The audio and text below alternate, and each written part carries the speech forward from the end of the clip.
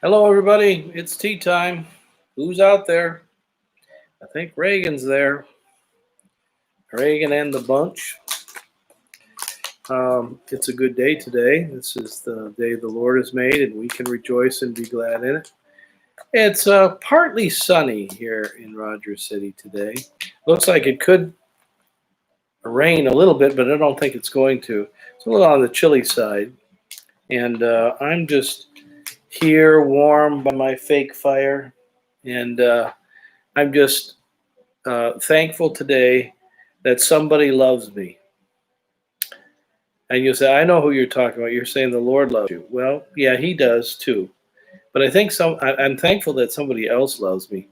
About an hour or so ago, in walks my friend Richard from Richard's Clothing Store, Richard Vogelheim here in Rogers City. And you know what Richard brought me? Look at this. This is a Kleenex box. And he's cut the top out of the Kleenex box. He did this for me because inside is a napkin and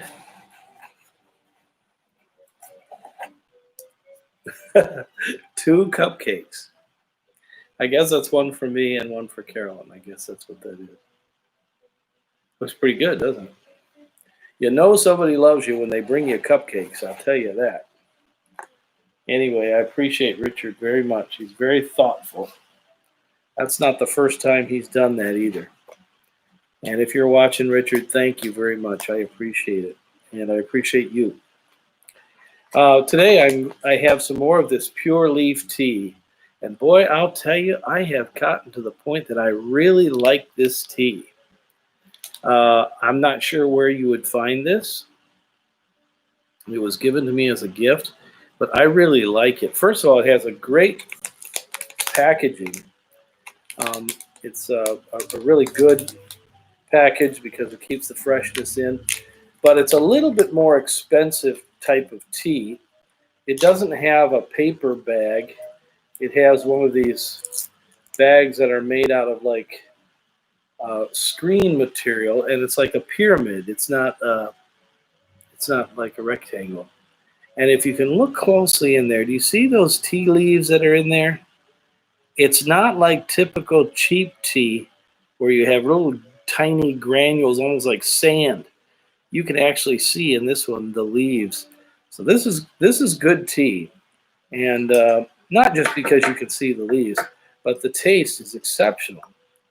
I really enjoy this tea. Now, I've had some good teas, and I have an opinion about tea, but this one is really good. So if you ever see that at the grocery store, I don't know how much it costs, but I have a sneaky suspicion it ain't cheap. The reason I say that is the packaging is really nice, and they don't usually do those little pyramid bags except in the more premium teas. And also just the quality of the tea leaves themselves. I think it's probably an expensive tea. I think. But I have learned by drinking this tea in the past. Oh, let me turn that down a little bit there so you can. Yeah, there we go. I have learned from drinking this type of tea in the past. There we go. That's good enough. You can see that now. That I'm going to want a second cup.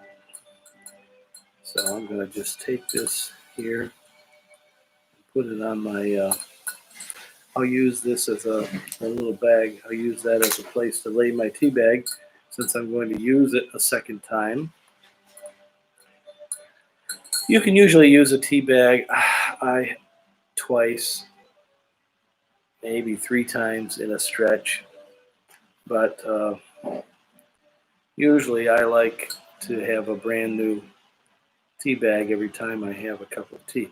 If you're buying the inexpensive tea, then it makes it each cup of tea pennies. You know what I ought to... Hey, Carolyn, are you there? Carolyn? Hey, the box of this pure leaf tea, could you bring that to me? Just to see how many are in a box and how much the box costs. I don't think, because it was given to me as a gift, I don't think the price tag is going to be on it. Here, let me see that.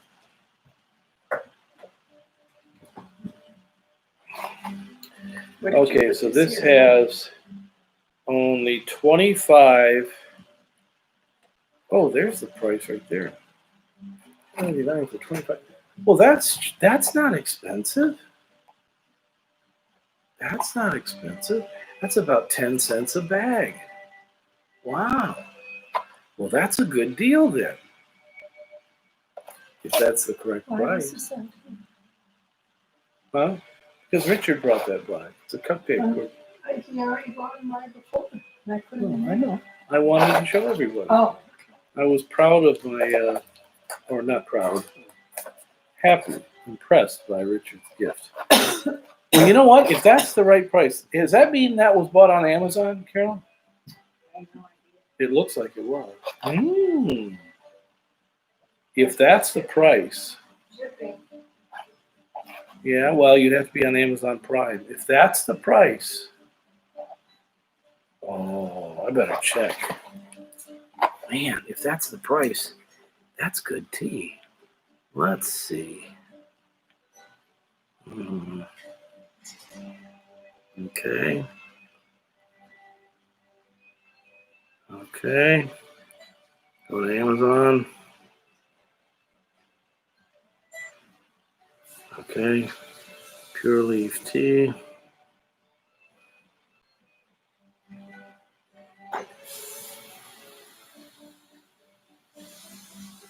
Pure leaf tea. I better put tea bags. And I probably should put 25, huh? That's how many there are. Okay. Search. Okay.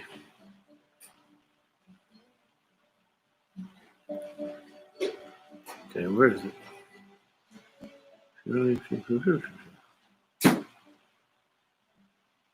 No. That's very expensive. Wow, maybe my price is wrong because this looks very expensive. Looks very expensive.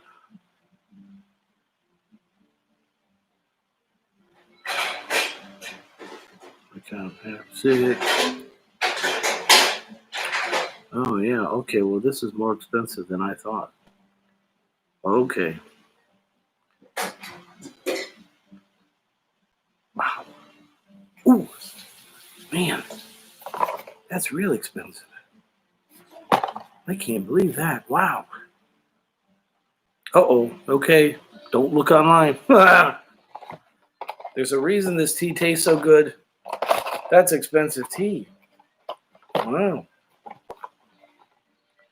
I have to, now that was a gift to me. I realized it was a more expensive gift than I thought. Well, anyway, I better not waste this tea. Carol and I looked online to find out how much this tea costs. Very expensive. Wow. Oh, What? Carolyn, What? that price that I looked at here, that's the price for each bag. Wow. It's like drinking gold. Unless I'm not seeing it right. Well, I guess I have expensive tastes. That sure does taste good. Well, okay. Let me quit talking about tea. Boy, I'm still surprised. Yep, this is a very expensive cup of tea here. I better save that. If you come to my house to have a cup of tea, you're not getting any of this. I'll pull the cheap tea out for you. Hello, folks. How are you? I sure do. It's right back here. But right now, I'm on YouTube. I'm all over the whole world. So if you come back here and I just want you to know. Okay? What if they? All right. Nothing. You go over there.